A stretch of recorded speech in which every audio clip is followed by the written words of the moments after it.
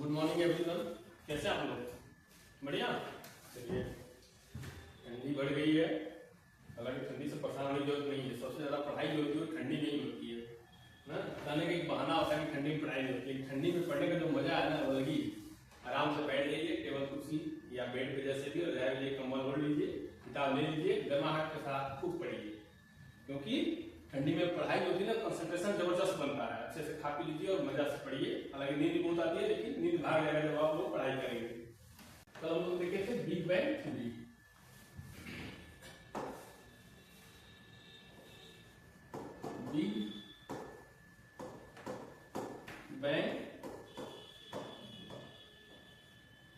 Big bang theory.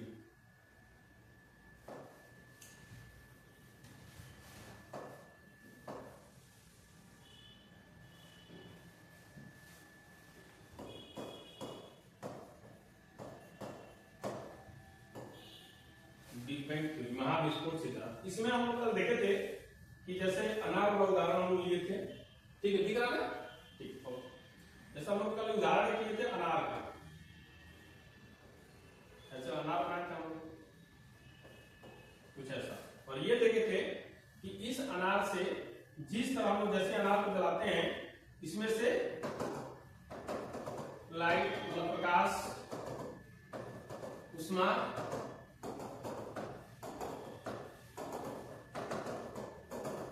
पूरा अनार ये खाली हो जाता है, ऐसे इसमें से निकलता है और हमें देखने में बहुत अच्छा लगता है, मजा भी आता है और हम खुश भी होते हैं। हम बच्चे, छोटे बड़े सभी लोग। इसका मतलब इसमें से 3 चीज निकला था। कल हम लोग देखे थे, ये देखे थे कि इसमें से 3 चीज निकला था। एक क्या निकला था? गैस, जो हाइड्रोजन था।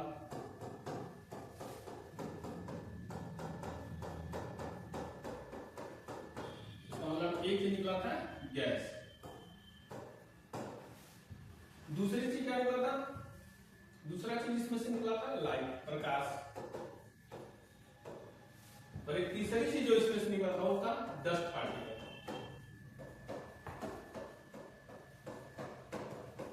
अर्थात धूल कण या छोटे छोटे कण। छोटे छोटे कण निकले थे। अगर उसको हम अलग डिनोट करें, जैसे उसको हम लोग कुछ ऐसा लिए, उसमें से क्या निकला था? इस तरह के डस्ट पार्टिकल निकले थे, छोटे छोटे कण निकले।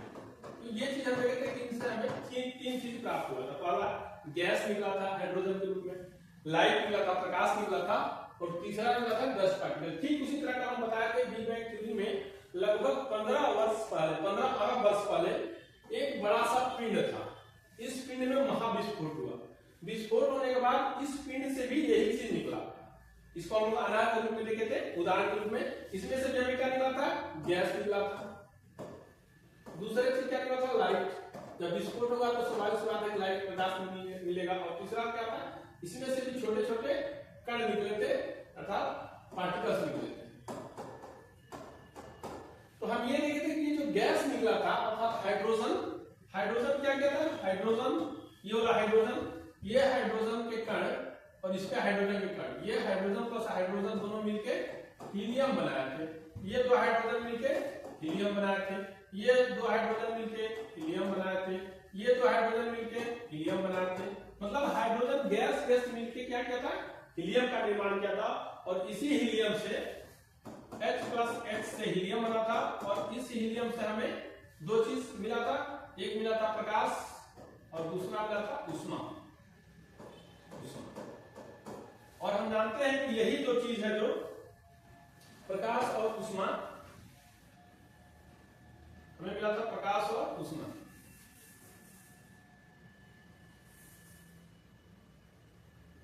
प्रकाश और उष्मा, प्रकाश और उष्मा। और यही 2 स्रोत क्या है? तारे के निर्माण के कारण, अर्थात इनसे बना था तारा। ये जो गैस मिला था, गैस से मिला था तारा, अर्थात तारे का निर्माण का कारण है गैस। वहीं दूसरी तरफ तारे मतलब सन भी आ गया, इसमें हमारा सूर्य भी हम लोग देखे थे। सूर्य भी क्या है? तारा। और सूर्य की तरफ जितने लाखों हजारों करोड़ों तारे, सबके निर्माण की कहानी के पीछे यही गैस है, इसी गैस से बना। दूसरा क्या निकला था? दूसरा निकला था ध्रुव कण। धूल कण से, छोटे छोटे पार्टिकल से, कण से बना है ग्रह।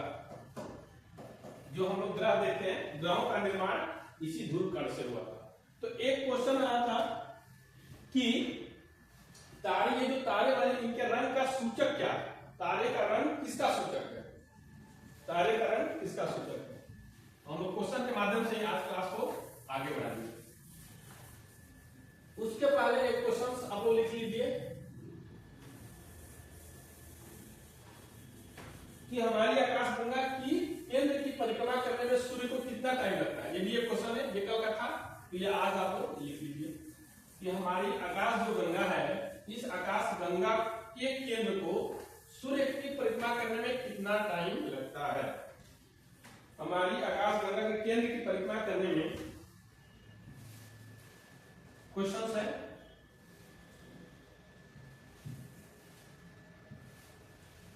क्वेश्चन है कि हमारी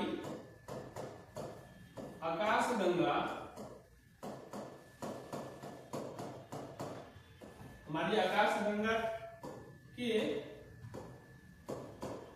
हमारी आकाश गंगा के केंद्र की परिक्रमा, हमारी आकाश गंगा के केंद्र की परिक्रमा करने में सूर्य को कितना समय लगता है? कितना समय लगता है? ठीक, परिक्रमा करने में सूर्य को कितना समय लगता है। अब हालांकि हम लोग सन को पढ़ेंगे, सन का फॉर्मेशन पढ़ेंगे, सन के बनावट को पढ़ेंगे, सन की उत्पत्ति को पढ़ेंगे, सूर्य के बारे में डिटेल पढ़ेंगे, तो भी पढ़ेंगे, लेकिन ये क्वेश्चन नहीं कर लीजिए ताकि मिस ना होने पाए। तो हमारी आकाश गंगा के केंद्र की परिक्रमा करने में, जो हमारी आकाश गंगा आकाश गंगा को पढ़े थे, उस आकाश गंगा का जो केंद्र है सूर्य भी, चूंकि हम कल बताया था कि जब हम लोग ब्रह्मांड पढ़ रहे थे तो ब्रह्मांड में दो सिद्धांत आए, जियोसेंट्रिक, हेलियोसेंट्रिक। तो जो सर्वमान्य अब सिद्धांत क्या है, हेलियोसेंट्रिक अर्थात सूर्य क्या है केंद्र में और उसके चारों तरफ सभी पिंड परिक्रमा कर रहे हैं, लेकिन सूर्य भी परिक्रमा कर रहा है। सूर्य भी स्थिर नहीं है, हमें वो आभास होता है कि सूर्य स्थिर है, लेकिन ऐसा नहीं है। पृथ्वी में हमें लगता है कि रुकी हुई है, लेकिन पृथ्वी क्या कर रही है, सूर्य की परिक्रमा कर रही है। तो सूर्य भी अपने स्थान पर परिक्रमा कर रहा है, रोटेट कर रहा है। तो सूर्य जो है हमारी आकाश जो गंगा, उसके केंद्र को कितने समय में एक चक्कर लगा देता है, यही क्वेश्चन था। कोई बताएगा? किसी को आइडिया? चलिए ऑप्शन दे देते हैं। मान लीजिए पहला ऑप्शन है ए 2.5 करोड़, बी ऑप्शन है 50 करोड़,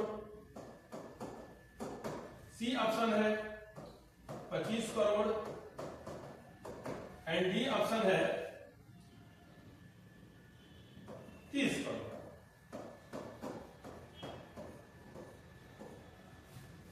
बताइए, बताओ रमेश,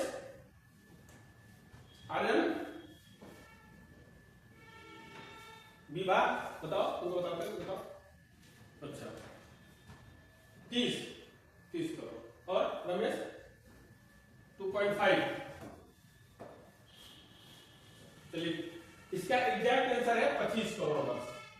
ठीक है, लिख लीजिए 25 करोड़। मतलब सूर्य हमारी आकाशगंगा के केंद्र की एक बार परिक्रमा करता है कितने करोड़ वर्ष में?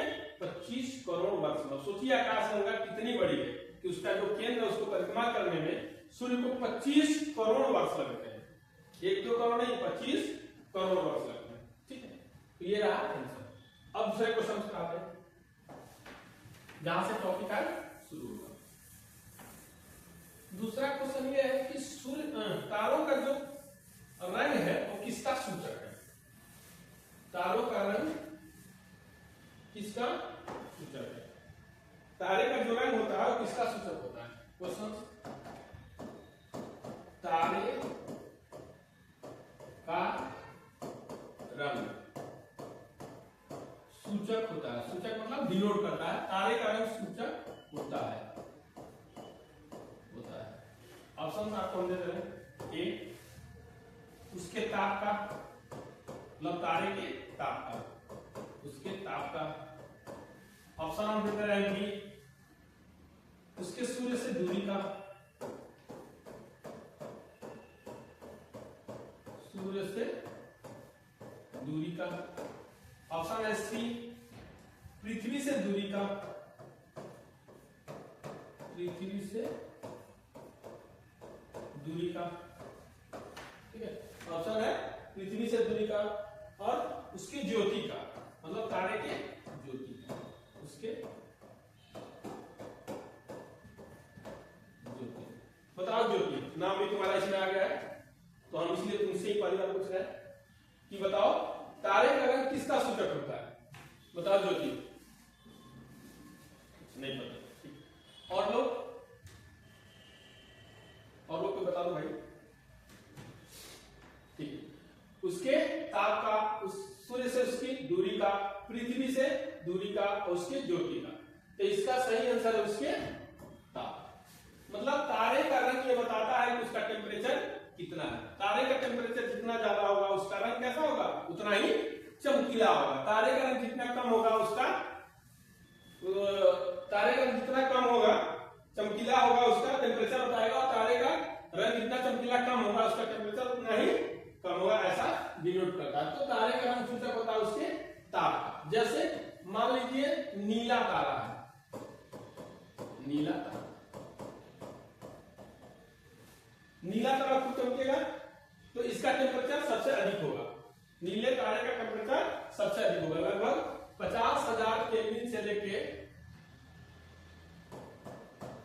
29,000 केल्विन तक इसका टेम्परेचर माना जाता है। देखिए नीले तारे का, नीला जो तारा होगा, नीले तारे का टेम्परेचर होगा वो कितना होगा, 50,000 केल्विन से लेके 29,000 केल्विन होगा। नीला रंग आप देखेंगे ज्यादातर नीले रंग की बत्ती लगाई जाती है ना, दूर तक चमकती है, तो इसीलिए नीला तारा जो होगा बहुत दूर होगा, लेकिन फिर भी उसकी रोशनी, उसकी चमक आते रहती है, कारण उसका टेम्परेचर बहुत अधिक होगा। नीला के बाद क्या आता है, नीला श्वेत। हम यहाँ इसलिए लिखवा दे रहे हैं कि क्वेश्चन आया हुआ है और आपकी जानकारी के लिए भी जरूरी है, यही से हम टॉपिक भी शुरू करेंगे। नीला तारा के बाद नीला श्वेत तारा। नीला श्वेत तारे का टेम्परेचर कितना होता है, 29,000 केल्विन से लेकर 10,000 केल्विन तक, ठीक है, 10,000 केल्विन तक। ये नीला श्वेत का है। नीला श्वेत के बाद आता है श्वेत। नीला श्वेत के बाद आता है श्वेत, श्वेत रंग का तारा जो थोड़ा सफेद दिखता है। नीला श्वेत मतलब नीला और श्वेत, नीला हल्का सफेदी लिए होगा, जो श्वेत सफेद रंग का दिखेगा, ठीक है। ये आएगा 10,000 केल्विन से लेके, इसका जो टेम्परेचर होता है वो होता है 10,000 केल्विन से लेके 6,000 केल्विन तक, 6,000 केल्विन तक, ठीक है। श्वेत आ गया। अब श्वेत के बाद आता है श्वेत पीत। श्वेत पीत मतलब हल्का सफेद और हल्का पीले कलर का, श्वेत पीत। इसका जो टेम्परेचर होता है वो आता है 6,000 केल्विन से लेके, 6,000 केल्विन से लेके होता है 4900 केल्विन तक, 4900 केल्विन तक श्वेत पीत का, ठीक है। श्वेत पीत मतलब हल्का सफेद और हल्का पीला होगा। श्वेत मतलब पूरा श्वेत होगा। नीला श्वेत मतलब हल्का नीला हल्का श्वेत होगा, और नीला तो पूरा नीला होगा ही। पीत के बाद, श्वेत पीत के बाद आता है पीत। पीत मतलब पूरा पीला होगा, पीले कलर का दिखेगा। इसका होता है 4900 केल्विन से लेकर 3500 केल्विन तक, 3500 केल्विन। और पीत के बाद आता है नारंगी। पीत के बाद होता है नारंगी, नारंगी, नारंगी कलर का। इसका होता है 3500 लेके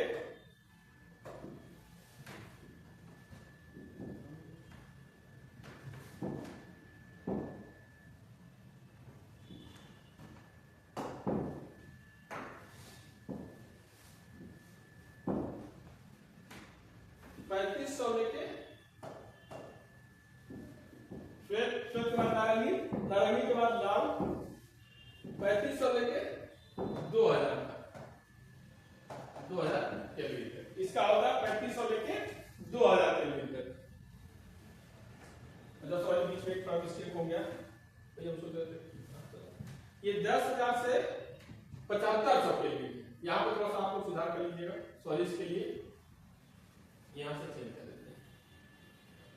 एक मिस हो रहा, ये 10,000 से 7500 केल्विन है। ये श्वेत पीत है 7500 केल्विन से 6,000 केल्विन, और ये 6,000 केल्विन से 4900 केल्विन है। ये नारंगी 4900 केल्विन से है 3500 केल्विन। और अगला है लाल तारा, लाल रंग का। लाल तारे का होता है तापमान 3500 केल्विन से लेके 2000 केल्विन तक। ठीक है, ये तारे का रंग है।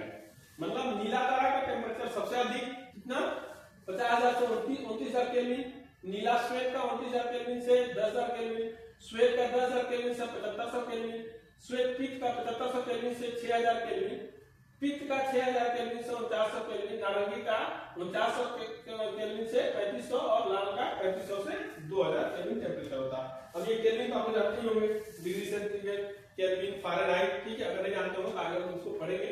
फिलहाल की तरह कि ये तारे का रंग सूचक होता है उसके टेम्परेचर का। मतलब तारे का टेम्परेचर जितना ज्यादा होगा वो दूर से उतना ही चमकीला दिखाई देगा। अब यहीं से हम लोग आज टॉपिक शुरू करते हैं। इसको मिटा दें। ठीक,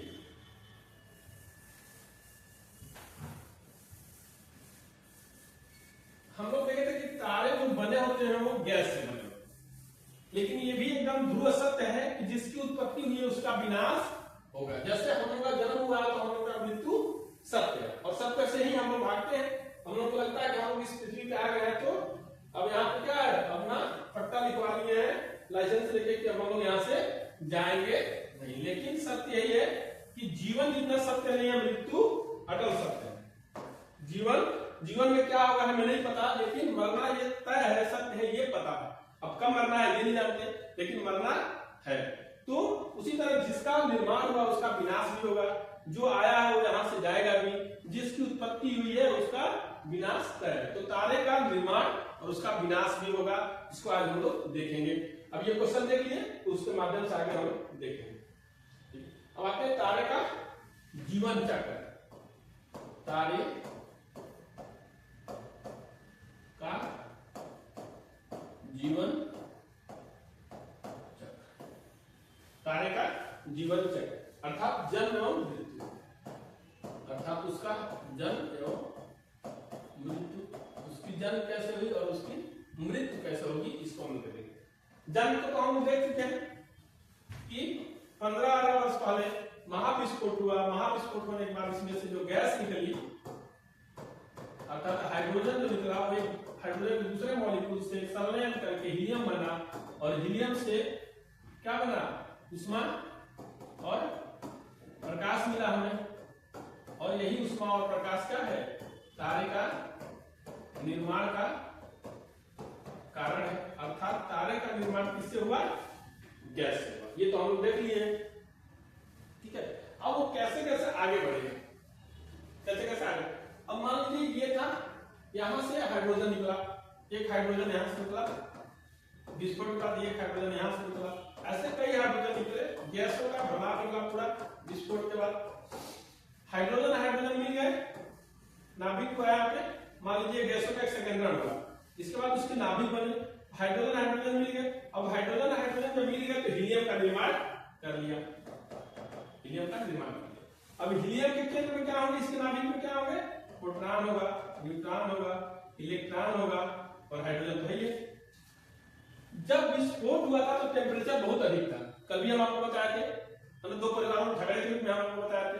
तो जब विस्फोट हुआ था इस बड़ा पिंड में, गोल से पिंड में, तो उस समय टेम्परेचर बहुत अधिक था। लेकिन टेम्परेचर हर बार तो हर समय उतना ही नहीं रहेगा, धीरे धीरे क्या होगा, टेम्परेचर कम होते गया। टेम्परेचर कम होते गया, इसका मतलब कि हाइड्रोजन का बनना अब कम हो गया। जब हाइड्रोजन का बनना कम हो गया, इसके नाभिक में भी, इसके अंदर भी हाइड्रोजन मिलने कम हो गया, और हीलियम का बनना भी कम हो गया। मतलब नए तारों का निर्माण धीरे धीरे कम होने लगा, और ये जो चीजें थी यहाँ पे ये ठंडा होने लगी। इसके केंद्र का अंदर का हिस्सा मान लेते हैं, अगर ये है, यहाँ पे हाइड्रोजन है और ये हीलियम बना रहे थे, तो अब हाइड्रोजन न मिलने के कारण इसके अंदर का ये जो हिस्सा था केंद्र का, ठंडा होने लगा।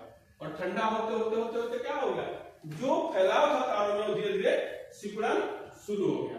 तो जैसे ये था स्टार तारा, एक तारा बना, ये तारा क्या हो गया, ठंडा हो गया।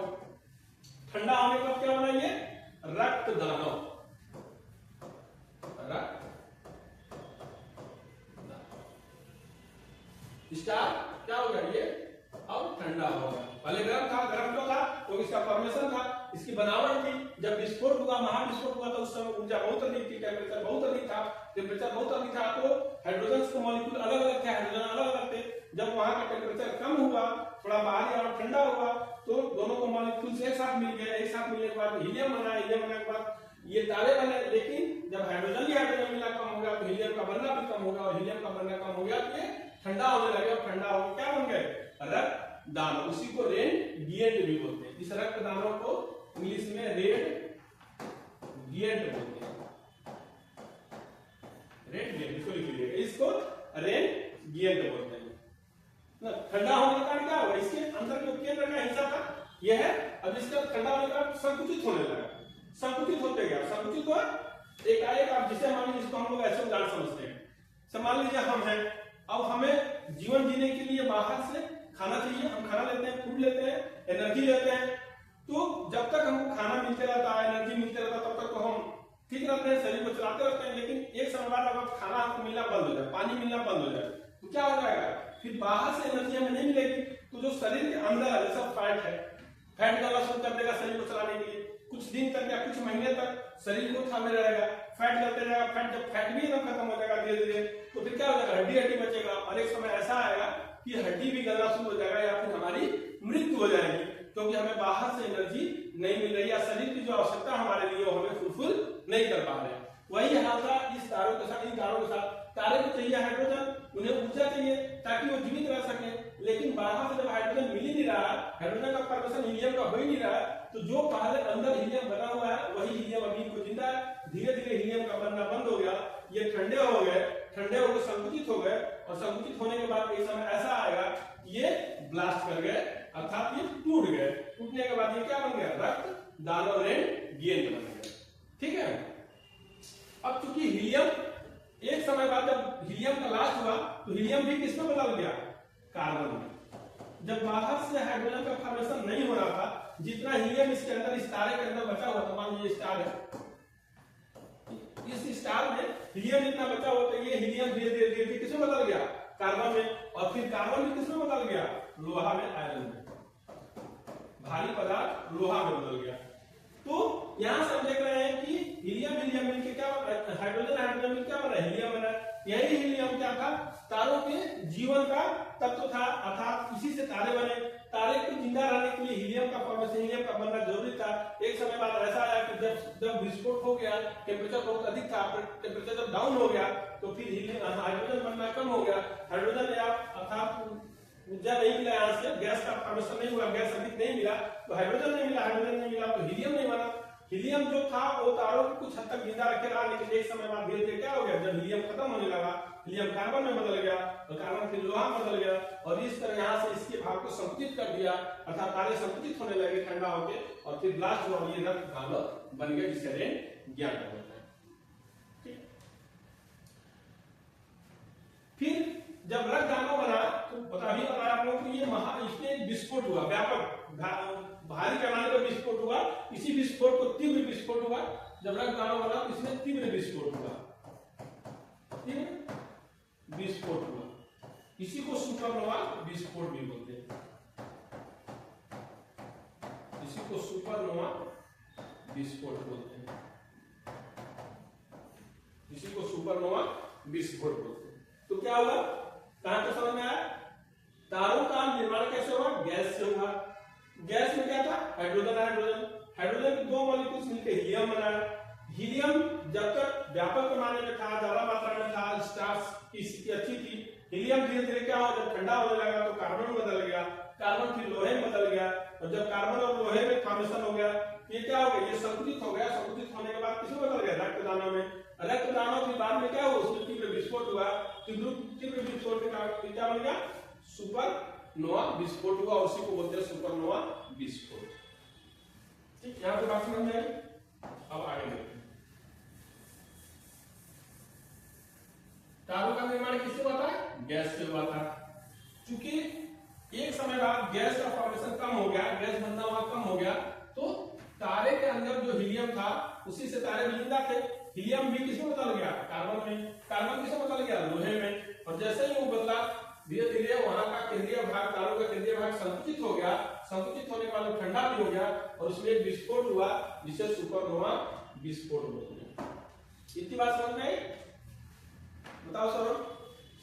ठीक है, समझ में। अब जब तारे का द्रव्यमान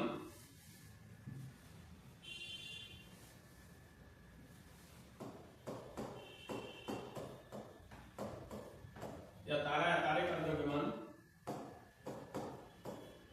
1.4 ms, ms क्या है, सूर्य का द्रव्यमान, सूर्य का द्रव्यमान, इसको चंद्रशेखर सीमा भी बोलते हैं। आगे आप बताएंगे चंद्रशेखर सीमा क्या होगी। जब तारे का द्रव्यमान 1.4 ms से कम रहेगा,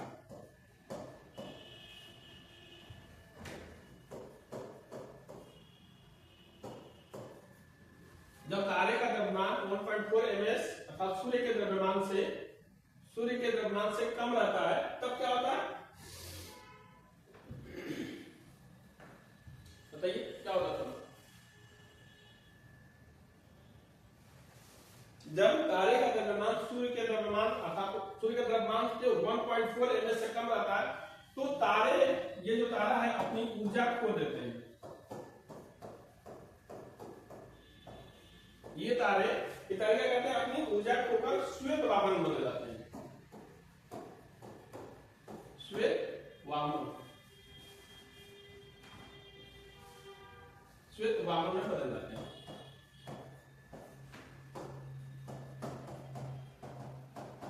बदल जाते हैं अर्थात तारों का द्रव्यमान, किसी भी तारा का द्रव्यमान यदि सूर्य के द्रव्यमान के 1.4 ms से कम हुआ तो तारा किसे बदल जाएगा, श्वेत वामन में। श्वेत वामन को इंग्लिश में बोलते हैं व्हाइट ड्वार्फ, व्हाइट ड्वार्फ,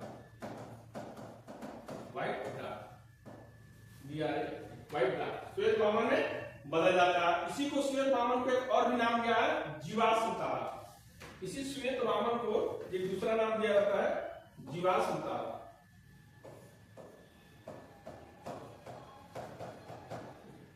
जीवाश्म तारा, जिसको फॉसिल स्टार भी बोलते हैं, फॉसिल स्टार। हम क्या बता रहे हैं, हम ये बताए कि जब कोई भी तारा यदि उसका तापमान और उसका द्रव्यमान 1.4 ms का है, सूर्य का द्रव्यमान, मतलब जब तारे का द्रव्यमान सूर्य के द्रव्यमान के 1.4 ms से कम हो जाएगा तो किसमें बदल जाएगा, वो चूंकि अपना ऊर्जा खो देगा। तारे का ऊर्जा का मान सूत्र क्या है, हम बताया गैस, या फिर जो छोटे तारों का सूत्र जो इनसे कम हो जाएगा, सूर्य के द्रव्यमान से 1.4 ms कम हो जाएगा तो अपना ऊर्जा खो देगा, और ऊर्जा खोकर क्या बन जाएगा, श्वेत वामन तारा में बदल जाएगा, जिसको व्हाइट ड्वार्फ भी कहते हैं इंग्लिश में। और इसी का एक दूसरा नाम है जीवाश्म तारा, फॉसिल स्टार भी कहते हैं। ठीक है, कोई डाउट यहां तक, कोई दिक्कत होता है नहीं? बताओ भैया, बताइए कोई दिक्कत होता है? यही जो श्वेत वामन है, ये जो श्वेत वामन है जीवाश्म तारा, ये श्वेत वामन ठंडा होकर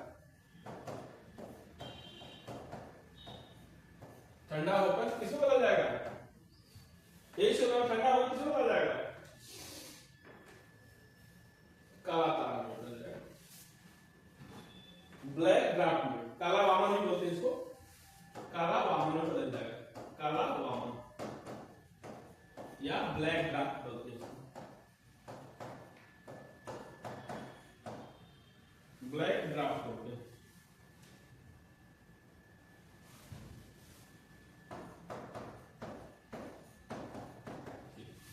अब चूंकि कह रहा है कि ठंडा होगा, इसका मतलब कि 1.4 ms से कम हो गया, सूर्य के द्रव्यमान 1.4 ms से कम इसका द्रव्यमान हो गया, तो ये क्या हो गया, फिर टेम्परेचर कम हो गया, इसका द्रव्यमान भी कम होगा, धीरे धीरे क्या हो जाएगा, ये ठंडा हो जाएगा। ठंडा होगा फिर इसका क्या संकुचित हो जाएगा, और संकुचित होकर किस में बदल जाएगा, फिर काला वामन में बदल जाएगा, ब्लैक ड्वार्फ में बदल जाएगा।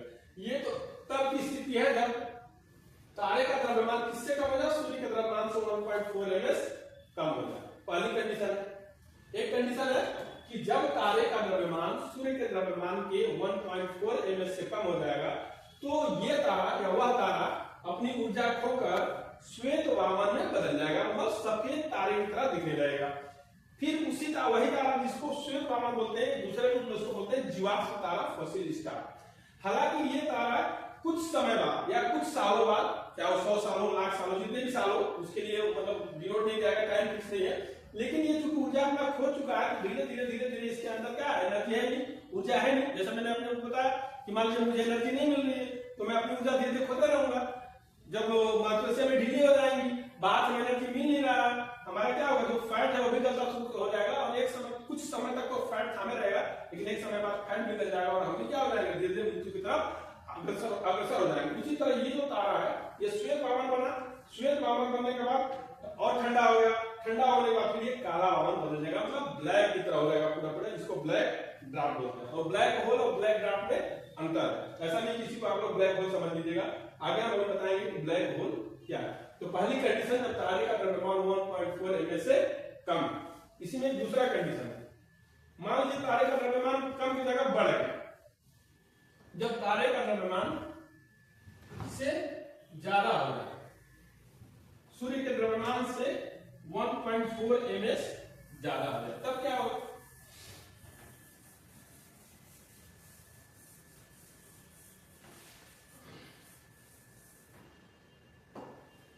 से ज्यादा हो जाए। जब तारे का द्रव्यमान 1.4 ms से ज्यादा रहता है या ज्यादा हो जाए, तब क्या होगा, तब मुझे बताएगा क्या होगा। तब जो ये तारा है, मान लीजिए ये स्टार है, सपोज करिए ये स्टार है, इस स्टार का द्रव्यमान क्या होगा, 1.4 ms से ज्यादा हो गया, तब ये तारा क्या बदल जाएगा, तो बदल जाएगा, तब ये तारा बदल जाएगा न्यूट्रॉन तारा में, ठीक है, तब ये तारा हो जाएगा न्यूट्रॉन तारा, न्यूट्रॉन तारा। ये तारा किसे बदल जाएगा, न्यूट्रॉन तारा। क्यों, देखिए तारा था ये, इसके नाभिक था, नाभिक में था प्रोटॉन, न्यूट्रॉन, इलेक्ट्रॉन और ये हाइड्रोजन से बने ही थे। जैसे ही टेम्परेचर बहुत अधिक हुआ, अर्थात इससे ज्यादा आगे बढ़ गया, चंद्रशेखर सीमा से आगे बढ़ गया, ये चंद्रशेखर सीमा आगे बताएंगे, चंद्रशेखर सीमा से कम रहा तब पहली स्थिति कंडीशन देखे थे, अब हम दूसरी कंडीशन देख रहे हैं, ठीक है। चंद्रशेखर सीमा से ज्यादा हो गया तो जो ये इलेक्ट्रॉन था ये अपनी कक्षा छोड़ के बाहर आ जाएगा, अर्थात ये नाभिक में नहीं रहेगा, तो नाभिक में अगर प्रोटॉन या न्यूट्रॉन बचेगा, क्योंकि न्यूट्रॉन ज्यादा है इसलिए यहाँ पे न्यूट्रॉन तारा कहा है। अर्थात जब चंद्रशेखर सीमा से ज्यादा हो गया द्रव्यमान इसका, तो इस तारे को हम बोलेंगे न्यूट्रॉन तारा। यहां तो बात समझ आई, किसको नहीं समझ आई। अब न्यूट्रॉन तारा अभी तक तो इसके अंदर क्या है, बहुत अधिक ऊर्जा है, बहुत अधिक द्रव्यमान है, लेकिन एक समय बाद इसका भी द्रव्यमान क्या हो जाएगा, कम हो जाएगा, द्रव्यमान कम हो जाएगा, चाहे लाख साल या करोड़ साल जब भी, क्योंकि अभी ज्यादा है लेकिन एक समय बाद बाहर या और ठंडा होगा, इसके अंदर के फॉर्मेशन कम होंगे, जैसे कम मिलेगी, हीलियम कम बनेगा और धीरे धीरे इसका भी द्रव्यमान कम होगा, और जैसे ही इसका द्रव्यमान कम हो जाएगा, ये भी क्या हो जाएगा, ठंडा और संकुचित हो जाएगा, ठंडा और ये भी तारा क्या हो जाएगा, न्यूट्रॉन तारा भी क्या हो जाएगा, ठंडा और संकुचित हो जाएगा, अर्थात एक ही बिंदु पे क्या हो जाएगा, संकुचित हो जाएगा। जो तारा आपको इतना बड़ा दिख रहा था वो तारा कुछ ऐसा दिख जाएगा। क्यों, क्योंकि अब इसके अंदर की ऊर्जा समाप्त हो गई है, अंदर की एनर्जी समाप्त हो गई है और इसका आकार छोटा हो गया, संकुचित हो गया। जैसे आज मेरा मान लीजिए वेट 70 किलो का है, 70 केजी के हम है, 75 केजी के, धीरे धीरे हमें एनर्जी मिलनी कम हो जाए, हमारे शरीर सूखने लगे, अंदर फैट गल जाए, हड्डियां कमजोर हो जाएंगी, एक समय ऐसा आएगा कि हम 10 किलो के हो जाएंगे और धीरे धीरे हमारी समाप्त हो जाएगी। तो वही हाल इस तारे का भी है। तारे में जब बहुत अधिक गर्मी थी, तारा का विस्तार बड़ा था, तारा बड़ा था, लेकिन जब तारे को एनर्जी मिलना कम हो गया, तारे का द्रव्यमान कम होने लगा, धीरे धीरे तारा ठंडा हो गया, संकुचित और छोटा हो गया और एक ही बिंदु की स्थिति में आ गया। जब ऐसी स्थिति आती है उसी को बोलते हैं कृष्ण छिद्र। इस तारे को फिर जब ये द्रव्यमान कम हो गया, संकुचित हो गया, तो इसको बोलते हैं कृष्ण छिद्र। ठीक है, कृष्ण छिद्र।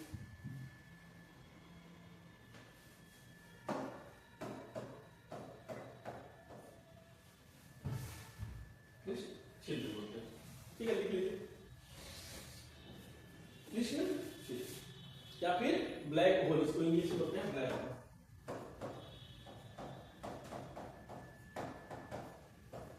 फिर से छिद्र ब्लैक होल लिख लीजिए। अब ये तारा ऐसा हो जाएगा कि यहां से कुछ भी बाहर जाने की स्थिति में रहेगा। ब्लैक होल का मतलब पूरे पूरे ब्लैक, और होल ऐसा एक ऐसा जगह जहां से न तो प्रकाश जा सकता है और न ही एनर्जी वापस आ सकती है। मतलब यहां से ऐसा ये ब्लैक होल है जहां से प्रकाश और ऊर्जा कुछ भी वापस नहीं जा सकती, जो इसके अंदर गई वही डंप हो जाएगी, अर्थात कुछ भी आने की संभावना नहीं है। जैसे कहावत कही जाती है ना कि शेर के म्यान में अगर कोई जाता है तो जाने वाले का तो निशान दिखता है लेकिन आने वाले का निशान नहीं दिखता है। वही हाल इस कृष्ण छिद्र या ब्लैक होल की है कि यहाँ पे जाने वाले का तो निशान शायद दिख जाए, लेकिन अभी तक के इतिहास में वैज्ञानिकों तक ने भी ये बात प्रमाणित कर दी है और इसका खोज भी नहीं हो पाया कि वापस क्यों नहीं जा पाता। अर्थात जाने वाले का तो निशान समझ में आता है लेकिन आने वाले आज तक नहीं मिले। इसी को बोलते हैं ब्लैक होल। लिखिए,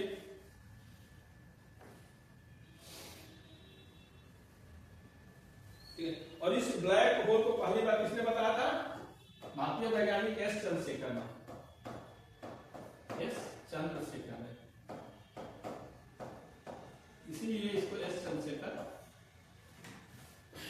सिद्धांत भी कहा जाता है। इसके सिद्धांत पर भी ब्लैक होल सिद्धांत दिए थे, आगे इसको हम लोग पढ़ेंगे।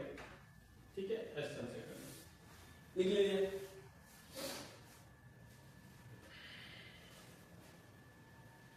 अर्थात दो चीज हम देखें। पहली चीज देखिए, जब तारे का द्रव्यमान सूर्य के द्रव्यमान के 1 ms से कम था, अर्थात चंद्रशेखर सीमा से कम था, तो तारे किसमें बदल जा रहे थे लास्ट में? बताइए, किसमें बदल गए थे? रक्तदानों में। रक्तदान बदल गया ना, जहां से सुपरनोवा विस्फोट हुआ था। और जब तारे का द्रव्यमान 1.4 ms से अधिक हो गया तो किसमें बदल गए? कृष्ण गीवर में या कृष्ण छिद्र में, ब्लैक होल में बदल गए। इसका मतलब कि तारों की जो मृत्यु हो जाती है, दो कंडीशन से उसकी मृत्यु होती है। एक, या द्रव्यमान बहुत अधिक बढ़ जाए, या एक दूसरी स्थिति जो द्रव्यमान कम हो जाए। ठीक है, यहां से बात समझ में आई। द्रव्यमान ज्यादा हो जाएगा तो क्या हो जाएगा? वो ब्लैक होल में बदल जाएगा, और द्रव्यमान कम हो जाएगा तो रक्तदानों में बदल जाएगा। बता दो इसको।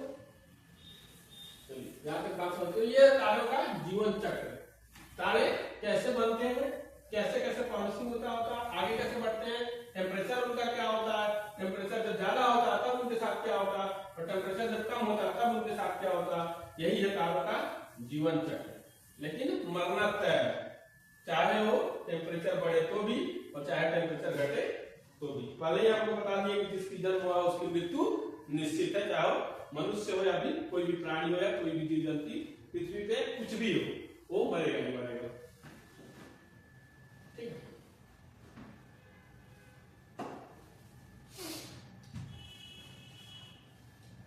तो ये है तारों का जीवन चक्र और तारों का बनावट। अब जब कृष्ण ब्लैक होल की बात आई तो इस पे क्वेश्चन हम कर लेते हैं। क्वेश्चन के माध्यम से देख लेते हैं कि लिखिए, वह सीमा जिसके बाहर तारे आंतरिक मृत्यु से ग्रसित हो जाते हैं। क्वेश्चन है, वह सीमा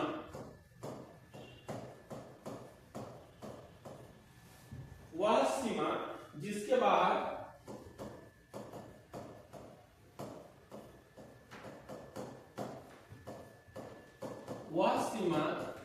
वह सीमा जिसके बाहर तारे आंतरिक मृत्यु से ग्रसित हो जाते हैं। तारे आंतरिक मृत्यु से ग्रसित हो जाते हैं।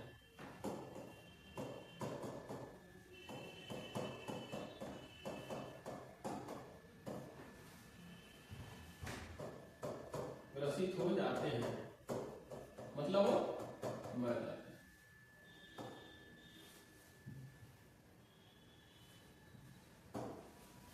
आंतरिक से ग्रसित हो जाते हैं। उसका आंसर क्या है? ऑप्शन दे रहे हैं, चंद्रशेखर सीमा,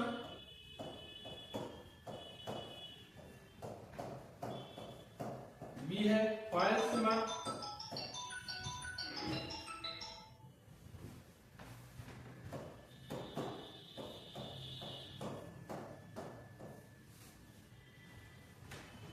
सी वेलिंगटन सीमा,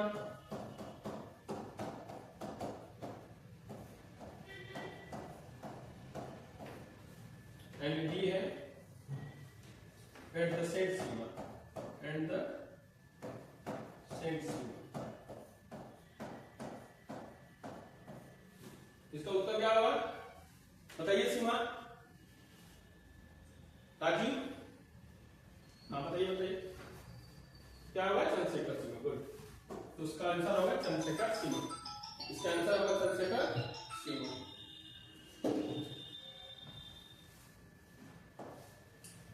अगला क्वेश्चन देख लेते हैं।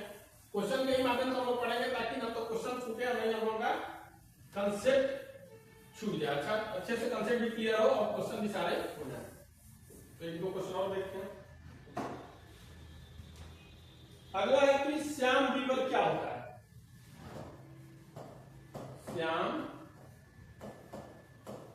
बीवर, इसी को बोलते हैं ब्लैक होल।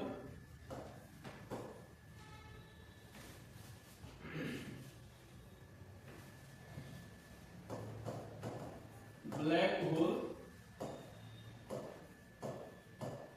क्या होता है?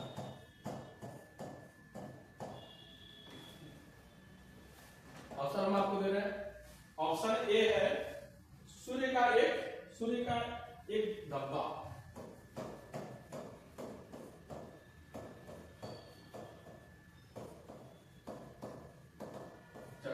लिख लीजिए, हाँ लिखिए, सूर्य का एक धब्बा।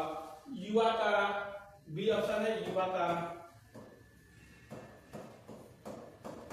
सी है सिमटा हुआ तारा या सिमटा तारा।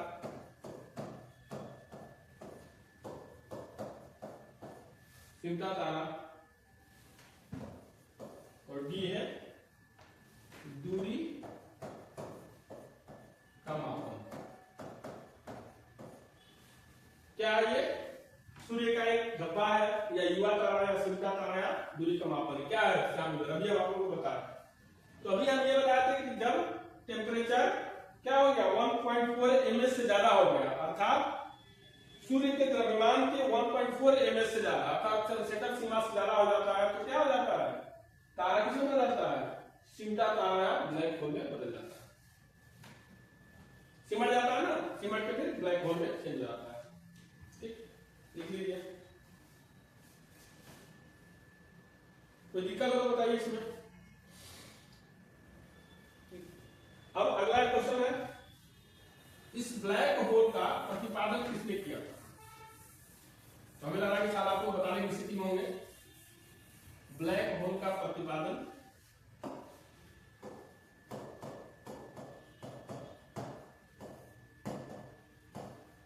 किसने, ब्लैक होल का प्रतिपादन किसने किया?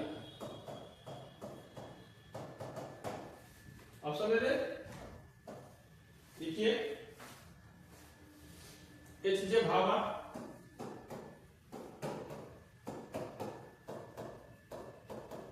बी एस चंद्रशेखर,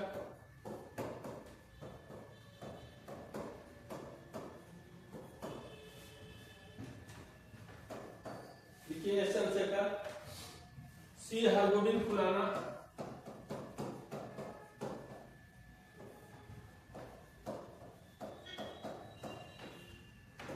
डी कलाम, अबुल कलाम आजाद, अबुल कलाम आजाद। बताइए भाई कौन बताएगा? हाँ एस बाबा क्या बता रहे आप? एस चंद्रशेखर, ठीक है, एस चंद्रशेखर। और कोई? आपका भी एस चंद्रशेखर, ठीक, और आपका तो आंसर यही है चंद्रशेखर सीमा। ब्लैक होल सिद्धांत किसने दिया था? एस चंद्रशेखर ने दिया था। अब अगला एक और क्वेश्चन है, उसको भी देख लेते हैं। आप पढ़ते रहिए, कंसेप्ट क्लियर करते रहिए और साथ साथ पढ़ेंगे, देखेंगे कि एक भी क्वेश्चन आपका छूटेगा नहीं। ये तो मान लीजिए लेखपाल है ना, तो आपका यूपीएसआई में छूटेगा, ना एसएससी बैंक में कहीं छूटेगा, और नहीं यूपीपीसीएस में, और नहीं लोअर, और नहीं समीक्षा अधिकारी में। मतलब आप इस स्थिति में रहेंगे कि लगभग सभी एग्जाम का दे पाए। ठीक है, अब आपने सुपरनोवा है, एक अगला क्वेश्चन है कि सुपरनोवा है, अभी हम लोग पढ़े भी हैं सुपरनोवा है। बताइए भैया, ऑप्शन में हम देते हैं क्या है सुपरनोवा। तो जैसे हम ऑप्शन देते हैं एक ग्रहिका है, अर्थात एक क्या है ग्रह मान लेते हैं, लिखिए एक ग्रहिका है। बी ऑप्शन है मृत प्राय तारा है, मृत प्राय तारा है, ठीक है। अधिक ऊर्जा वाला तारा है, अधिक ऊर्जा वाला तारा है। और चौथा ऑप्शन आपका है कि एक उच्छल तारा,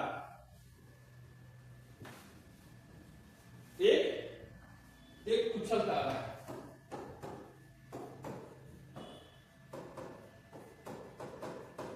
और ऑप्शन ई भी हम दे देते हैं आपको, ऑप्शन ई भी दे देते हैं क्योंकि बिहार में ई भी ऑप्शन आता है। तो ऑप्शन ई दे देते हैं कि ये क्या है, ये ब्लैक होल है।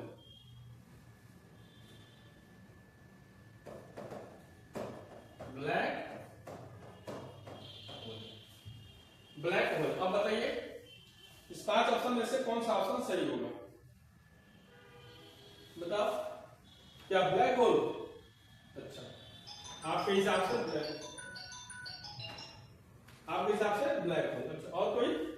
आपका मृत प्राय तारा और अच्छा जो मृत प्राय तारा और मनीष मृत प्राय तारा, ठीक है। आंसर यही है, क्या है मृत प्राय तारा। अगर आपका कंसल्टेंट नहीं कर पाए उस समय, इसलिए आपको ब्लैक होल दूसरी चीज है और मृत डेड स्टार दूसरी चीज है। क्योंकि अभी हम बताए थे कि जब सुपरनोवा विस्फोट होता है, सुपरनोवा विस्फोट बताया था ना कि जब तारे का टेम्परेचर क्या हो जाएगा, तारे का टेम्परेचर कम हो जाएगा, 1.4 ms से कम हो जाएगा, तो तारा किसे बदल जाता है, रक्तदानों में रेड गियर्ट बन जाएगा। और रेड गियर्ट तारा किसे बन जाता है, मृत तारा, या फिर उसमें विस्फोट होता है सुपरनोवा विस्फोट और मृत तारा में बदल जाता है। तो इसका आंसर हो जाएगा मृत तारा। इस तरह आप देखेंगे कि स्टार से लगभग आज हम लोग 5-6 क्वेश्चन किए, आगे भी और भी क्वेश्चन हम लोग करते जाएंगे और कंसेप्ट को भी क्लियर करते जाएंगे। आज के लिए इतना ही। मैं आपसे बार बार कहता हूं कि आप घर जाइए, रिवीजन करके जरूर आइए। क्लास को हालांकि पिछले क्लास को हम लोग रिवीजन करते हैं, लेकिन अभी कम हो रहा है, इससे भी ज्यादा धीरे धीरे रिवीजन होते रहेगा। यहाँ भी होगा, हम तो कराएंगे, लेकिन हमारी कोशिश ये रहेगी और हम आपसे रिक्वेस्ट भी करते हैं इस बात को लेके कि आप लोग घर जाइए तो रिवीजन जरूर करिए, क्योंकि बिना रिवीजन का क्या होगा, क्लास पढ़ने में मजा नहीं आएगा और क्लास तैयार भी नहीं होगा। तो अब मैं उम्मीद करता हूं कि आगे से आप लोग रिवीजन करके जरूर आएंगे, ताकि मैं जो कुछ पाऊं वो आप लोग बता पाए। तो इसके बाकी थैंक यू।